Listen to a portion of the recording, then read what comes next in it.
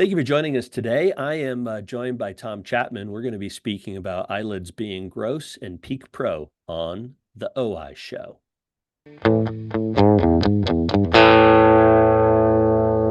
Hey friends, this is Dave Kading. Before we get into the show, I wanted to thank Team for supporting the podcast. If you're not aware, Team is a virtual staffing and agency which helps connect virtual teams to your practice. I don't know about you, but I had a harder and harder time finding people to come in and join me in the in-office staff. And so over the last 2 years, we've found 10 virtual people to become part of our team. They do things like answer the phone, they help with billing insurance, they check for documentation before it comes in, they scribe in the exam room, they can order contact lenses, and the list goes on. We've been able to work with several agencies over the years, but we have found that Team has been the most effective at ensuring that our virtual employees get paid, stay on time, and that we're following up with them and making sure that they're a great agency for these people. If you are ever interested in considering a virtual employee into your office, I'd love to chat with you. But also, I wanted to let you know that Team is offering a $250 discount when you first sign up with them. Check out hireteam.com, hireteem.com for a $250 discount, or see the show notes below for a link that will get you to the website. Thanks to Team for supporting the OI show, and thanks to you for being a listener. Welcome back, everyone. I'm excited to get to speak with Tom Chapman. Tom and I have got to know each other over the last, I think, two and a half years, Tom, and got to know each other a little bit. Mostly, I think, through your bride, Cheryl, but she's been a member of our podcast, particularly the Myopia podcast, several times. And then getting to speak with Tom on all the really awesome things that are going on. Tom, why don't you share a little bit about yourself and your family and where you live, and we'll dive into what you do here in a moment. Sure. Thanks, Dr. Kading, for having me. I'm really excited to be on the podcast. So I'm going to tell you a little bit about me to start with. Yes. I am not an optometrist. I really now have some stuff to do with optometrists, but for most of my career, my wife and I had very different paths.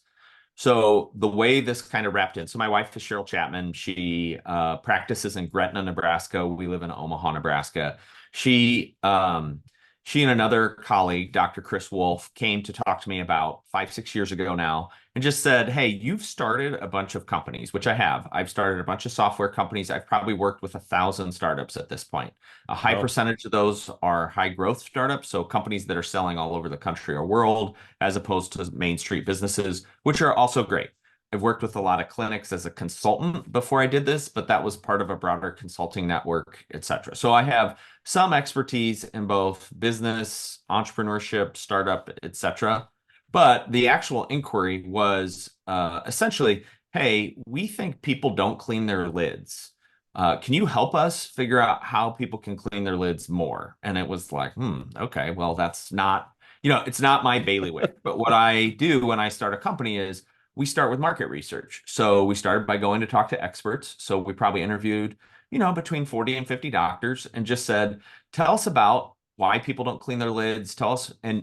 And some of it was targeted at the time at more medical optometric practice. So are there instruments we should be building? Are there things of this nature? And what we discovered essentially in those conversations was probably not a product specifically for optometry offices. There are good products in the space. So whether it's, little tools that you're scraping off, blepharitis, or it's the BlephX or things of this nature, those seem to be well positioned and are good products. But consistently in those conversations, the doctor would say to us, if you can figure out how to get people to wash their eyelids, that would be awesome because yeah, eyelids are gross. yeah. And that led us So down this, a whole bunch of other yeah, things.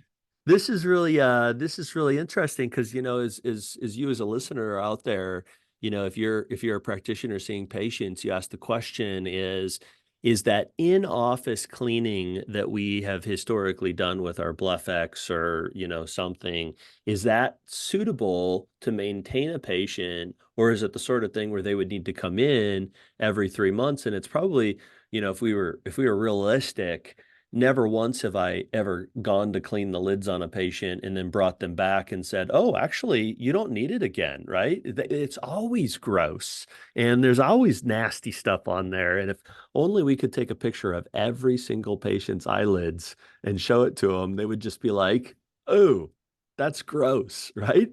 That's interesting that the market research for you pointed towards an at-home device. And, for years, there's been little scrubs and so forth that people can use. One of the complications I've always thought about as a clinician, with like the little shampoos and so forth that you can use is, are they enough? Are they abrasive? Are having little pads and so forth. So carry on. Like, how did this evolve into something that you created? So I'll kind of go back to that market research because I think it's instructive on Yeah, what we do now, yeah, as being more than just sort of like, there's people over here. So we started digging in and saying, like, why are eyelids gross? And there were probably three different things. So I'll give you an example. I talked to a clinic today and I said, how many of you brushed your teeth this morning? Everybody's hands went up. They were like, we'd be fired if we didn't brush our teeth. I said, how many of you washed your eyelids this morning? And nobody raised their hand. No people raised their hand. Actually, the doctor raised their hand. But uh-huh. but the point of that is we, even in the industry, don't actually do the things that like the Deuce 2 protocol says you should do. So we don't take vitamins. We don't necessarily have a warm compress every day. We aren't doing the things that even if you don't have dry eye yet, you're gonna have dry eye because our business has is part of sort of this swing in behavior with humans. So in 2000, there were 3 million people who had dry eye. In Yep. 2028, there's supposed to be 40 million people with dry eye. So if Mm. you look at the data associated with that, it's tied very clearly to when the mobile phone was released. Very clearly. It basically does this and then it does this. So if you go through Yeah. and you say, how many people are on mobile phones who are adults in the United States? Everyone. So all of us are at risk of meibomian gland dysfunction, dry eye, etc. Well, as we were looking at the data, we noticed four things. Much more makeup over the last 70 years than the 70 previous. Change in the way that we run just healthcare. So think of Accutane or LASIK or a bunch of things that now are done that 20 years ago weren't done at a high level. And that means essentially all those people who have this potential outcome of having dry eye, either because they had surgery or because they're on a drug, etc., it's a huge number of the population. Third, we were looking at the data, and it is very much a woman disease, 2 to 1 women to men, and that's tied to menopause. So Mm. natural kind of evolution of a Yeah. person as they get older, but it's also a thing that we can talk about a lot more clearly now. So Yeah. 20 years ago, people didn't like menopause was like a dirty word, and now it's like, hey, let's talk realistically about what's going on so we can prevent some of these things. But the biggest thing, and like what we call the Coca-Cola on your teeth, is essentially mobile phones and screens. So I love Uh-huh. being on Zoom with you today, but over time, it means we're just blinking less. And when you blink Yep. less, you get problems and all sorts of stuff, For builds sure. up. So that data told us, we got to figure out how to get people to wash their lids at home. We got to figure out how to get people on protocols, just like brushing your teeth and flossing for their eyes and eyelids. So from a business perspective, like putting on my entrepreneur's hat, it's a huge opportunity. Like it's so big. Imagine 100 years ago. So in I think it's 1891, only 7% of Americans brushed their teeth. And by 1939, it was close to 95%. And almost all of that was tied to one, marketing campaign putting mint in the toothpaste, and two, the US Army requiring it. We're in that same state as people in the optometric space, pushing people to basically do the thing that they should be doing. It's the brushing their teeth for their eyes. And frankly, like we still see people in the industry who don't push it, who don't talk about it, who don't say like, look, whether you want to or not, you have a phone, you got to wash your eyes. You got to wash your eyelids. So Yeah. anyway, Wow. So, what did this look like? And I asked you on here not as a promotional thing, but I really do want yeah, to yeah. have you share a little bit about this device that you guys came up with and developed, and realizing that there needs to be a chemical action to it too, with Yep. a scrub associated. So share a little bit about this device that you've come up with. So it's funny. We started with a device that looked, I mean, kind of like a phaser. I don't think this is kind of what the first version looked like, which is not similar to anything that it looks like Yeah, today. that looks like the Eyelux device. It's a handheld device, is what he's showing me, with a big head on it. And so it sounds like it was something that you would hold in your Yep. hands, like the Eyelux device, if you can imagine what that looks like. And what we discovered was that one, people had different sized hands and eyes, and it was hard to come up with one size that really worked for everyone. Two, we discovered that it was really important to have absorption. So people do a pretty good job of taking off their makeup and like breaking up the makeup, but makeup is sticky. And so it's going to stick right back into your lashes, right back into like the areas in there, and things like eyeliner, etc. You just don't get unless you have some sort of vibration and absorption at the same time. So when you combine vibration and absorption, that sort of handheld device really can't get into these sections. Like you need something that is what we call a clamshell. Basically, it allows you to flatten it out and use the sponge along the lid line all the way into sort of the area along your nose, and be able to run it on both sides, up, front and back. The other thing we noticed as we did tests, so as we talked to focus groups, was people didn't want things that were spinning because it pulled their skin too much. And particularly women in our target market, so 55-year-old women, were really afraid of wrinkles around their eyes. So crow's feet, black circles, wrinkles underneath. And as we were looking at like absorbent pads, people are stretching their skin. And so it was Mhm. really important that we didn't have a stretching effect, that in fact, what we were doing was very gentle massage. And so we have a 4-speed device that pushes the vibration into the sponge.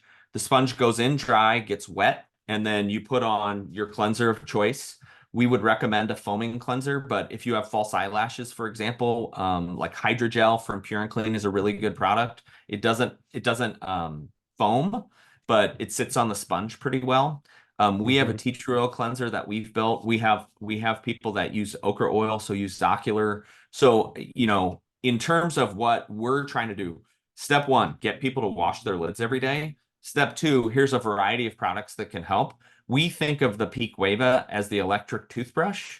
If you have somebody that walks in and says, I'm ready to go analog, I'll just use a sponge or a washcloth, we think it's still important to use an appropriate cleaner. If you go to WebMD, they'll say baby shampoo, and it's like baby shampoo is not good. Like it's fine. It's an adequate thing, but it was originally pushed into the eye market because people were trying not to have people to put soap in their eyes that hurt their eyes so that they Yeah. would be compliant. Now, you Yeah. can use a whole variety of other stuff that actually does a better job and kills mites, etc. That includes terpentforol, tea tree oil, that includes okra oil, etc. But we offer all of them. Like we offer, Hmm. different price points, different stuff. Because what we learned was we don't want to be doctors. We don't want to tell Dr. Kading how to do their job, how to do your job. What we want to do is we want to say, look, this is your dry eye protocol. Great. Here you go. We'll put all of the things you want in a kit for you. Great. You just want to buy this product in your office. Sweet. We'll offer that product to you in the office. Because we think in 20 years, everyone will be washing their lids as frequently as they brush their teeth. And we're going to win if that happens. Like we don't Yeah. have to be number one in the market. We're just going to So, win. what I'm hearing is, other things that have come along where you can help support it, but the device itself will pretty much work with any scrub that is out there, any moistening scrub. Like if it's a pad scrub, it's not going to work, but if it's Yep. something that you can wet or put on your device, I'm just wanting to make sure everybody is understanding it, because I've held it, I've seen it, and you have one right there. It's triangular shape, so it fits in the hand. The other thing that I was thinking, if it was a big device like an electric toothbrush, then people are having to like it clutters up your countertop around your space, Yep. and who wants more stuff on their countertop in their bathroom? So it's a smaller device.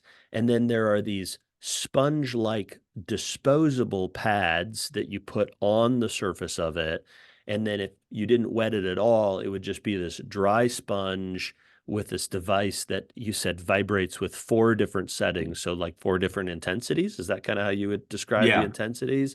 So, And then so the like action is to wet it, and then you just kind of go and scrub around the eyelashes and the eyelids, and it's that vibration along with the cleaner that is working around these gross eyelashes and eyelids. Is that right? And yeah, that's all right. The other thing that we heard, and this goes to some of your points there. Point number one, if it has a plug or has to sit, is big, it will go underneath the sink. It will go into a Yeah. cabinet. Yeah. And that means it becomes a not everyday use. It becomes an irregular use. So Tom, do you products have things like under your counter that you've built up over the years that you don't use? I my I do. wife definitely has a lot of them. I have a I big basket, right? And it's got we, that's where I keep my vitamins that I forget about, and all yep. those different things, my different razors that I've had over the years. That's funny that you say that. Um, Everybody knows exactly what you're talking about. And so it had to be a small footprint, like the form Yeah. factor had to be small. Yeah. So it had to be able to sit on your countertop next to your toothbrush, next to your sink. It had to be able to drain so it wasn't wet. Like there were a bunch of these things that we did. The other thing we discovered was as we talked to women in this use case, they said, I only want one thing to take off my makeup. I don't want to have another device that I'm going to use to take off makeup on my cheeks, etc. So the reason it's triangular is you can create sort of like a flat edge that allows you to actually use the vibration around your nose, on your cheeks, on your forehead, so that if you're Oh, taking off foundation, if you're taking off costume makeup, etc., you can do it. And I'll be honest, like I'm fat and not a good looking person, but the place that I use it most frequently is on my nose and then behind my ears. And the sponge is perfect. And it's just because when I go out for a run or whatever, I'll get real sweaty and it's hard to clean behind your ears. So it's intentionally used across your whole face as a one-time, like you have one device, you can clean your whole face. yeah. Uh, So then you were alluding to that, the recommendations as to the different things that you can put on it. And said we can. So now I know this, but Peak has evolved into more than just this device. How right. did that transition that you started supplying product, and what's the vision there, Tom? Here's the really short version is we went out, we said, here's our first prototype of this device. What do you think? And people are like, okay, great. Can I add eye drops? Because, if I'm gonna have this thing that's for dry eye, can I have drops? Like, and we said, maybe let us figure that out. So I remember we went to our first show probably 2 years ago, and we got this question a bunch, and we negotiated a contract with McKesson. We thought we were really, really doing great stuff. McKesson is a big distributor of medical equipment. And what we realized was after we got into it, we really needed to work with the individual vendors. So at this point, we have relationships with almost every eye related vendor. And what we do is we buy at wholesale and then What do we you mean by resell. that? Like what do you mean? So like yesterday Give I me some talked to Zocular. examples. So I Yeah. talked to Dr. Pham Zocular. yesterday and he was like, yes, we'd love to work with you. We have a great relationship with Allergan. We have a great relationship with Bausch and Lomb, Alcon, Optase, Menacon. Menacon's a great one. Um, and with all of them, we get a discount. So we, again, have been very forthright to say our goal is to help you get your patients to be more compliant on your protocols. And Mm. in that, we're going to show you our costs. We're going to basically say our goal is to make about a 30% gross profit. And this is how you're going to beat Amazon with your subscription services, with your compliance protocols, with your products that you're selling in office. And So so we can we, get most any of the whole products that we would wholesale and then sell to our patients. correct. So you could kind of be the one-stop shop for the vast majority of Correct. these products. And if what happens if I can't get it through you? So there's certain products, and I'll use a good example. If you have a good relationship with a vitamin vendor, so like MacuHealth, PRN, Yeah. etc., where you're selling annual subscriptions, you're going to make quite a bit more money if you continue doing that in the office. And we will train you on how to position the two things. If you're like, well, I don't know if I can do both. One of the things that we spend a lot of time with our doctors on is talking through what we call the offset bullseye. So the period of time from the point that the patient sits in your chair to the point the patient checks out. So a lot of our conversations lately have been around what we call the fries offer. So do you want fries with that? In a lot, like the best two products that we know of for that are vitamins. So if you can sell an annual subscription to 25% of the people that walk through simply by saying, how are you doing on your omega-3s, your fish oil? And they're like, oh, actually, I haven't been taking it lately because I haven't gone on store. Da, da, da. Hey, let's get you started on a annual subscription of MacuHealth. That has a huge impact on your ability to sort of have profits on that. It stacks up over time. So, if you're looking at $500 to $600 per exam, and you just stack $180 in revenue on that exam with an annual subscription, you're dramatically increasing, and it's very profitable. It's a very profitable product. Yeah. Um, Go ahead. So you can help me get my patients into a subscription to help them with compliance, Yep. and for the most part, I'm getting these products near and around about what I would be getting them from somebody else because you're able to then wholesale them to yourself, and then you're able to wholesale them. I can wholesale buy them from you has been one of the things. And it sounds like this kind of all evolved because of the device and helping people with 100%. that. We didn't And start there. We're yeah, there now, but we didn't start there. yeah, It's wow. it's market demand, right? So you're talking to a customer and you want to solve their problems, and their problem is not just, hey, I want to have a device that clean eyelids. A lot of it is this is part of a bigger pathway of dry eye. This is a bigger pathway of ocular surface. This is a bigger pathway of changing behaviors. One of the hardest things that we see is you do a great job of talking to your patient about having, dry eye disease. You do a great job of they walk out with the products you want. And then 2 weeks later, they're done with whatever you provided them. So let's say tea tree oil, warm compress, etc. And they don't know how to buy the next product. There's an Hmm. assumption that they'll come back to your office to buy, and they Hmm. don't. They don't do that. Like that is just not how patients behave most of the time.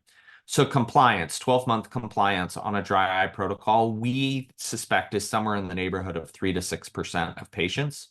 And we sort of liken that to the idea of like you went to the dentist, they gave you a toothbrush and a toothpaste, the toothpaste ran out after 2 or 3 weeks, and you're like, well, I guess I just won't brush my teeth. And you show up 6 months later, and the dentist is like, oh my gosh, you haven't brushed your teeth in 5 months? What's going on here? But optometrists know that happens all the time, all the time. It's most of the patients. So then it Yeah, becomes how do you communicate with your patients between the point that they've left your office to the next time that they're going to come into your office? So it becomes education on your social media. It becomes, do you have sort of a funnel of communications that are providing positive reinforcement about compliance? Are you doing things that are essentially talking to the patient where they're at and explaining why, we don't like that you have dry eye disease. We don't like that you have this problem. But in order for you to get past this, you need to do more than just yeah, treat this like an antibiotic. This is a thing that is a continuous compliance protocol. So we've kind of changed our language even around subscriptions to talk about the idea that it's a compliance protocol. You're basically prescribing a protocol for this person to comply for the next 12 months, 2 years, rest of their yeah, life, yeah, because that's what they need to do in order to avoid the adverse effects, to basically stop and potentially improve the quality of their life. yeah. Well, we certainly know that compliance is a major issue, and I am glad that you're targeting it and coming up with a new way of not just saying something different, but actually having products that can show up at the door and helping people with that. Is the best way for people to get a hold of you, Tom, to go to peakpro.com? That's peeqpro.com.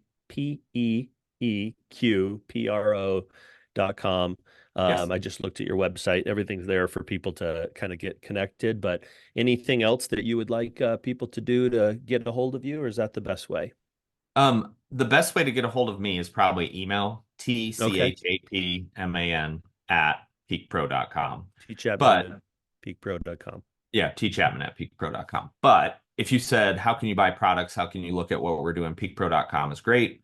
Obviously, we'd love if people followed us on Instagram, Facebook. We put a lot of product stuff out there, like Peak Pro. The Instagram account is targeted at doctors, and our goal is to provide information that you can either use with your patients or potentially be able to sort of go, oh, I didn't know this Mhm. was available. Here's who the expert is that does this, et cetera. So, Yeah, we spend a lot of time really thinking about the challenges that doctors are facing. And our goal is to basically be an advocate and a support structure for the doctor.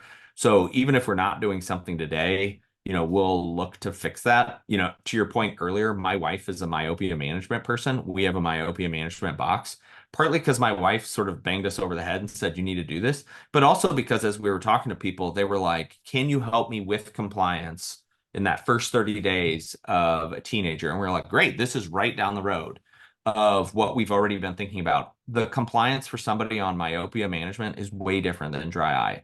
It's a yeah, two-pronged market. The group that complies the best for us are sure. scleral That lens makes box sense. users. And it's totally logical. We give them a better deal than what they can find online. So they're like, of course, I'm just going to keep buying my Lacquer Pure Addipac contact lens solution, DMV plunger, etc. And so that's not surprising, but those are all driven by doctors saying, can you do this? And us saying, well, actually, we already work with 70% of the vendors that you would want in your box. Let us go get those other 30%. We can get it set up for you. So That makes we've sense. been we try to respond to what the doctors are telling us, and then we try to also look over your shoulder and be like, hey, we don't know anything about being a doctor, but what we're noticing in your sales cycle, what we're noticing in your marketing is this isn't working very well. Can we help you by giving you advice and arming you? And by the way, here's the data that we're seeing. So and that Yeah. has actually been very helpful for a lot of offices. We've seen offices dramatically improve both their workflow, their sales flow, et cetera, just by listening to two or three things. Sadly, it's not always selling our stuff. Sometimes the best thing we can do is recommend cross-selling vitamins, for example, which doesn't help us, but does help them a lot. So Yeah. Yeah. Well, awesome. I appreciate you sharing, and this has been fantastic. And thanks for looking for new ways to solve old problems. Yeah. we're trying. Well, yeah. Well, great. Thanks for having me. And thank you for joining us for this episode. Make sure to like and subscribe. Check out Peak Pro is the website, and you can reach out to Tom if you have got any other additional questions. And thanks for joining us. We'll see you again next time on the OI Show. Thanks again, friends, for joining us for this episode. Again, thanks to Team for their support of this episode. If you're considering or have ever considered getting a virtual team member for your practice, check out hireteam.com. That's HIRETEEM.com. Mention the OI show when signing up, or hit the link below for a $250 discount off of your first month's team member.